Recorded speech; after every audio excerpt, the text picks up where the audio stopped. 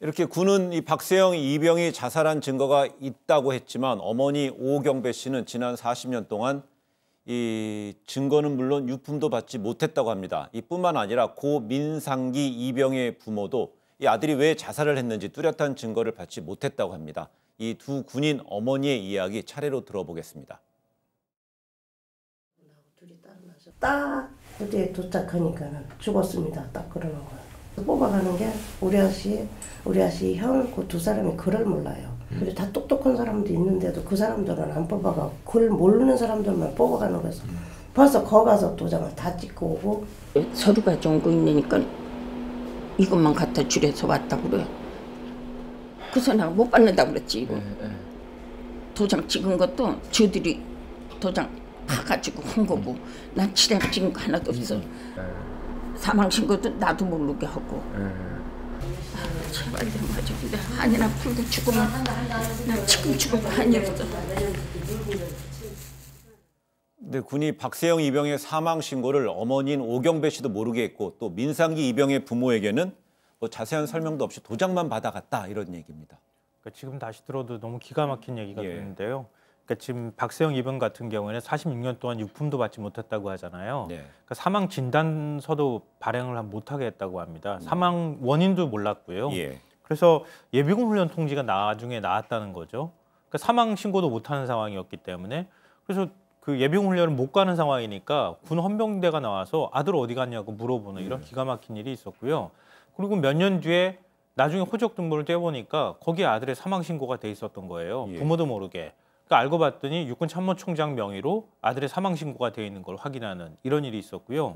그리고 민상기 이병 같은 경우에도 그러니까 친정 어머니가 돌아가셔서 장례를 치르고 있는 와중에 군인 2명이 집으로 찾아왔답니다. 그러니까 부대로 좀 가시죠라고 얘기했는데 아들이 사망했는지조차 알려주지 않고 부대로 가고 난 다음에야 아들이 사망했다 이렇게 알려줬다고 하고요. 그리고 어떤 이유로 자살했는지에 대해서 전혀 설명도 해주지 않은 상태에서 지금 부부가 갔는데 남편은 글을 몰랐다고 합니다. 옛날 분들 글 모르시는 분들 많으니까요. 본인은 글을 알았음에도 불구하고 글 모르는 남편을 데려가서 거기서 남편한테 확인을 할 수 있도록 서류에 뭐가 적혀 있는지 모르는 상태에서. 네, 모르는 상태에서 지장을 찍도록 했다는 겁니다. 그러니까 부모들은 왜 아들이 사망을 했는지조차도 몰랐고 그리고 뭔가의 서류에 지장을 찍긴 찍었는데 그게 어떤 서류인지조차도 모르고 있었다는 겁니다. 네, 박세영 이병이 군에서 숨진 것이 1973년이에요. 그런데 1970년대 군에서 자살한 군인의 수가 3,863명이니까 하루에 1명 이상꼴로 자살을 한 거죠. 그렇죠. 그러니까 이제 1970년대 그때 이 10년 동안에 군대에서 발표한 이 자살 군인의 수가 하루에 1명 이상이었다는 거고요. 군이 이제 창군을 한 게 1948년인데 그 이후에 71년 동안 그러니까 비순직이라고 결론을 내 자살을 포함한 비순직의 장병이 37,958명. 그중에 3분의 1이 자살이라고 발표를 했는데 지금 창군 이래 71년 동안에 자살을 했다라고 발표한 인원이 12,984명이에요.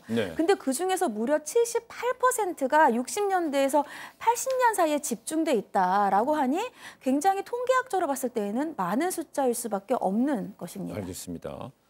이런 거 하면은요, 또 1996년 1월에도 경북 칠곡의 미군 부대에서 석연치 않은 자살로 마무리된 사건이 있었습니다. 고 장길중 일병의 아버지 이 장현일 씨의 이야기 좀 들어보시겠습니다. 갑자기 뭐 애인이 변심해 죽었다 그러는데 누가 그걸 믿겠냐고요. 그냥 뭐 미군 부대 가서 그냥 했다 그래서 그냥 가서 보고는 죽은 거 보고 사건 장소에 가서 뭐 자기네 말로 뭐 총을 자기가 쏘았으니까 뭐 이래 맞고 뭐 어쩌고 얘기만 하고 다 뭐 아무 자국도 거의 없고 그냥 말하는 것만 따라가는 거지. 그러고 나서 뭐 3일 있다가 뭐 화장해서 그냥 버리고 그냥 왔죠. 그 소파 그 문제 때문에 소송해봐야 사람 찾지도 못하고 그런다고. 네, 지금 화면에 나온 그 고인의 아버지는요, 그 한미 주둔군 지휘 협정 때문에 뭐 진실 규명을 하려고 했는데 못했다 이런 얘기를 하고 있습니다. 일반 한국군 병사가 아니었던 거예요. 일명 이제 카투사였던 거죠. 1996년도에 경북 칠곡군에 있는 미군 부대에서 근무를 했다고 합니다. 그 당시에 부대 쪽 설명으로는 애인이 변심을 해서 극단적인 선택을 했다 이렇게 설명을 했다고 하는데 네. 가족들 입장에서는 이게 진짜 그랬는지 안 그랬는지 모르잖아요. 예. 진실을 규명하고 싶어서 변호사를 찾아갔더니 소파 협정 때문에 할 수 있는 방법이 없다. 이런 얘기를 듣고 절망하고 사흘 만에 이제 화장하고 장례를 치렀다는 거죠. 네. 근데 이 소파 협정이라고 하는 게 대표적인 불평등 협정이라고 하는 지적들이 많이 있어 왔습니다. 그러니까 주한미군 주둔 지휘 협정이라고 볼 수 있는데요. 미군들이 한국에 주둔하는 데 필요한 법적 행정적 절차를 담고 있는 내용입니다. 네. 근데 여기에는 형사 관할권이 없었어요. 과거에 미군 범죄가 굉장히 많이 발생했지만 형사 관할권이 없는 상태에서 미군 범죄가 발생해도 우리나라 검찰이나 법원이 할 수 있는 일이 전혀 없었거든요.